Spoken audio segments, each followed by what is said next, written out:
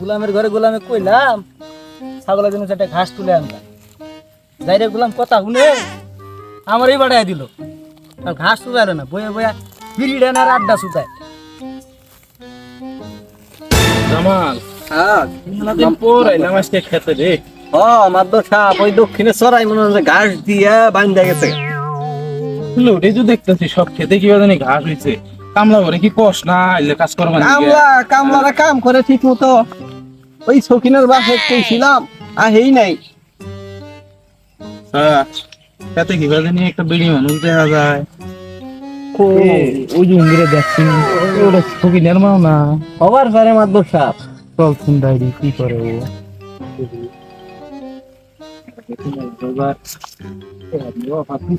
আপনি তো লুচ্ছা খেরা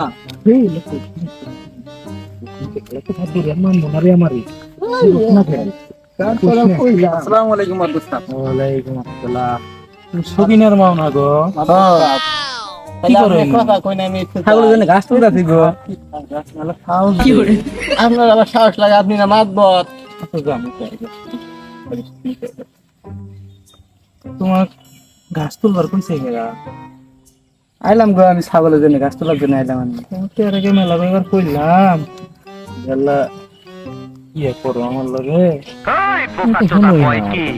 লাগে তো সাথে তোমার কইলাম বড় কে কে মায়া দেখেন মাদ্দর সাহেব, আমরা গরিব মানুষ, আমার সাথে একটু করেন না মাদ্দর এই জন্য সাহেব। তো আমি উপকার করবো চাইতেছি না মাদ্দর সাহেব, আল্লাহ আমি তোমাকে উপকার হবো টাকা পয়সা দিয়া। ওই বোকা লাগবে না মাদ্দর সাহেব। আল্লাহ বোঝো তুমি বুঝেন না কে মাদ্দর সাহেব, আপনি একটু না আমরা গরিব মানুষ মাদ্দর সাহেব, আমার সাথে এরকম করেন না মাদ্দর সাহেব।